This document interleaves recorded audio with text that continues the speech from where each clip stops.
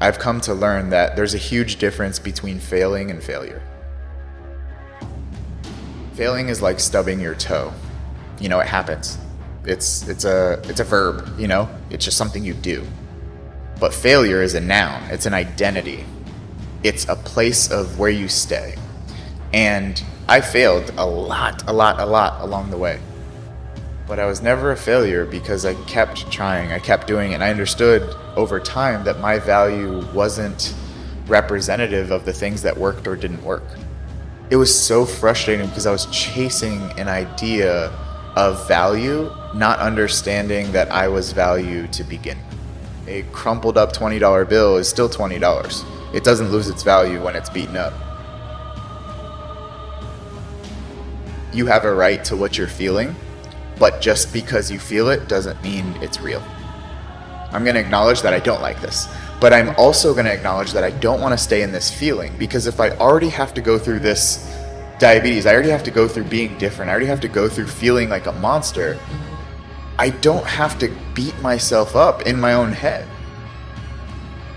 If you get a flat tire on the side of the road, you don't set your car on fire, you deal with the flat tire. But that's what I felt like I was doing, and a lot of people do.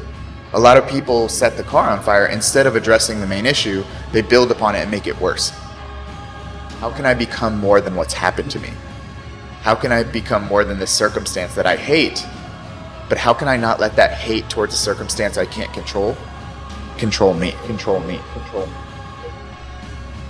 You know, sometimes we get addicted to this, like, making everything beautiful, making everything like amazing. And sometimes we have to be real.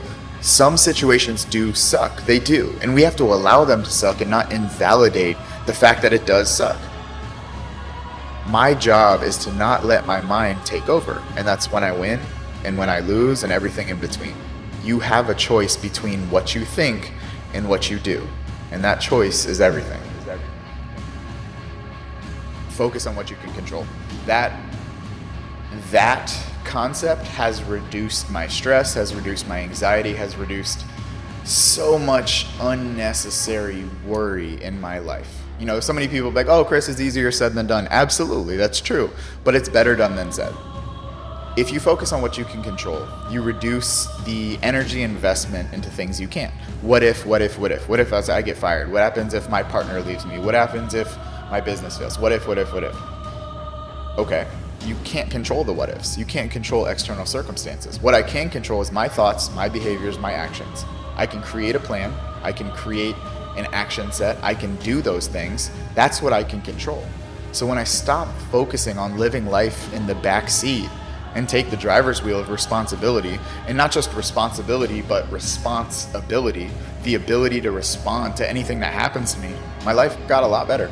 So now I choose to focus on what I can control, not what I can't. I've always wanted to gain the upper hand of situations, and it wasn't until I matured to understand that the only upper hand that matters is having the upper hand over yourself. And I was like, how do I gain the upper hand over myself? How do I gain the upper hand over a situation I have no control of? Well, you go back to that concept that I discussed, focusing on what you can control.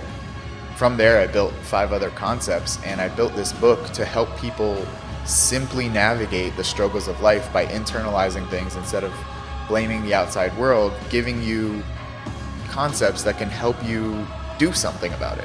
Focus on what you can control, that so you don't create cages around your lifestyle, and you learn how to navigate the true emotions and feelings so that you can have the upper hand always over a situation, even if it's unfavorable. I know everyone is busy, but there is nothing more important than making sure mentally that your mental health is good, and making sure you're living your life on your terms and not just falling in line with what you think should be done. I can't really prove that you're supposed to be something, like you should be something, but I can say that with choice and effort, you can go really damn far.